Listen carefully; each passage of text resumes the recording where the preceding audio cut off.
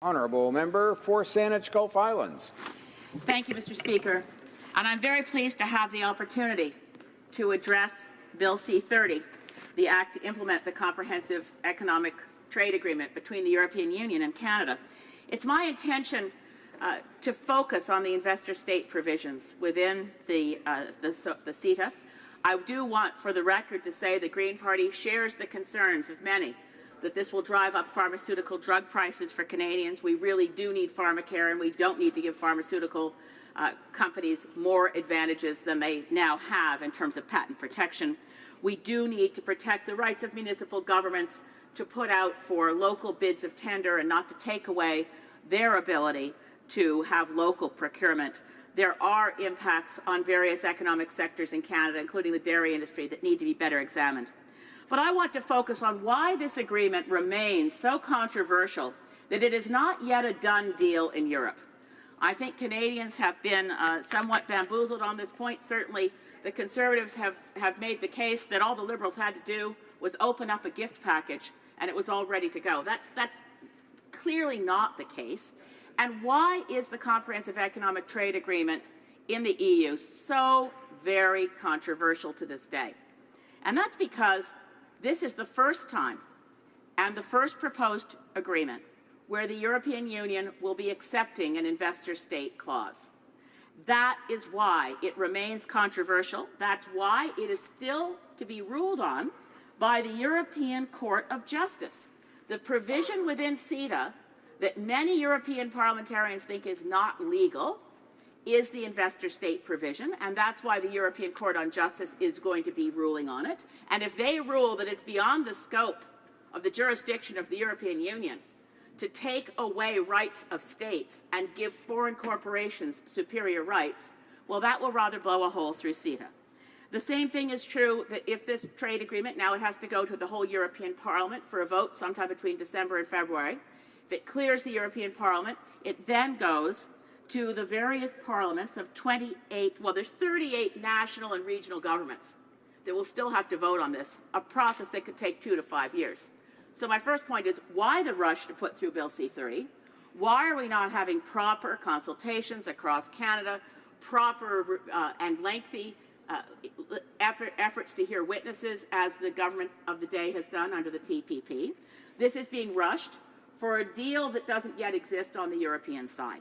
Certainly the European commissioners have accepted it, but it's not a done deal, and that's because the next trade agreement Europe is looking at is with the United States. And if you can imagine that European governments at the local and national level have a problem with the idea that Canadian corporations can come and sue them in these phony courts, you can be sure they're even more worried about that happening with U.S. corporations coming and suing them. So the first reason, and the number one reason, that this agreement is controversial in Europe is the investor-state provisions. Now, I want to back up and explain what investor-state provisions are. In debate today, we've heard them conflated with dispute resolution systems. Everyone understands that when you have a trade deal, the two countries or three countries, and in this case a large trading bloc like the EU, may end up having disputes on trade issues. We've had enough softwood lumber disputes between Canada and the U.S. to explain dispute resolution on commercial aspects of trade, to explain that one quite well. This is not that. This is not a process to resolve disputes over trade. What is it doing in a trade deal? It's a good question. It shouldn't be there at all. This is a provision that initially came into the trade world, I would say, by stealth. Chapter 11 of NAFTA was never, in all of the national debate, in all of the concerns Canadians expressed, no one talked about Chapter 11. It was basically hidden away. I have to say, I've spoken to the negotiators of NAFTA. Even they didn't know how this provision was going to be used. Chapter 11 of NAFTA, they thought, merely said that if a foreign government expropriates the assets of a corporation, you know, sort of a Cuba scenario, Fidel Castro gets in and all the U.S. assets are nationalized for the government of Cuba. Cuba owes those corporations money for expropriation of assets. Everyone understood that. It's common law internationally. What Chapter 11 did was put in some language that appeared benign but turned out to be a disaster. for domestic democratic governance. Put in the words tantamount to expropriation. So Chapter 11 of NAFTA waltzed through without any controversy, and then very clever lawyers got hold of it, and this has created a cadre, I'm going to use this term later as well, of global ambulance chasers. Lawyers who go out and find corporations and say, well, when our government just passed that rule that says you can't use that toxic gasoline additive, we think you've got a case against them under this investor-state dispute. So Canada, under Chapter 11 of NAFTA, we were sued for getting rid of a gasoline additive. Under Chapter 11, the Ethel Corporation case, we were sued for banning the export of PCB-contaminated waste under Chapter 11. Abitibi-Bowater sued Bilcon, the worst and most recent case where a U.S. corporation opted not to go to Canadian courts to seek a domestic remedy, but went to the secret Chapter 11 tribunal to get a judgment against Canada and to overturn a very strong, solid, defensible, reasonable, no trade aspects to any of these, by the way. These are not trade disputes.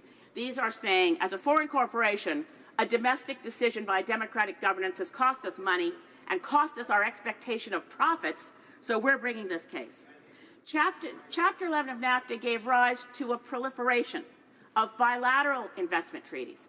Generally speaking, the larger economic powers doing business in a small developing country, like a Canadian mining company operating overseas, and we have been able, the international collective of investment treaties, have created real hardships on smaller developing countries.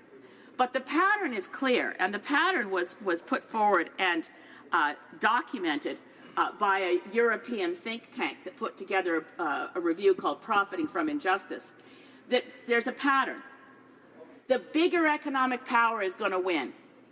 The arbitration process, in other words, is neither fair nor neutral. The global ambulance chasers, it's a small cadre of international lawyers, get paid $1,000 an hour to be an adjudicator or to be a lawyer for one of the, either for a foreign corporation that's suing a domestic government. The larger economic power is going to win. So if Canada is being sued by the U.S., we lose. The worst of all these agreements has to be the Canada-China Investment Treaty, which Harper brought in and pushed through with a cabinet vote, never debated in this House, never voted on in this House, will bind Canadian governments till the year 2045, and it's all completely in secret. So now we look at Chapter 11 secret tribunals, Canada-China secret tribunals. If our yardstick are those regressive anti-democratic trade deals, and you compare it to the European Union's efforts here with Canada to create an investment court, they're doing everything they can to try to take an inherently anti-democratic system of corporate rule over governments and dress it up to look more democratic.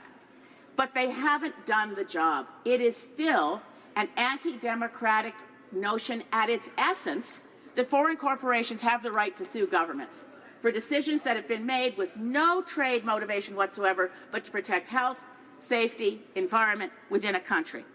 So why should we agree to these at all? Now, earlier in the debate today, I made the point that even though CETA creates an investment court and has adjudicators who are semi-permanent, in other words, they're not being paid for one case and then the next day they can go out and be an advocate within the CETA process. That's true, and then the honourable member with whom I was discussing this made that point.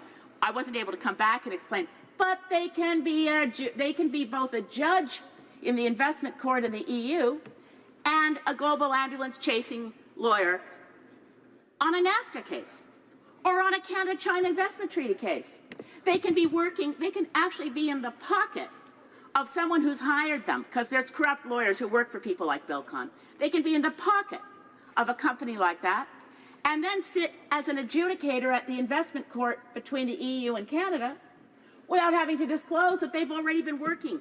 They are already a lawyer for the very corporation that they're ruling over their case at the investment court in the EU. These provisions are toxic. As Stephen Schreibman, a Canadian leading trade lawyer, has said, investor-state agreements are fundamentally corrosive to democracy. They have nothing to do with trade.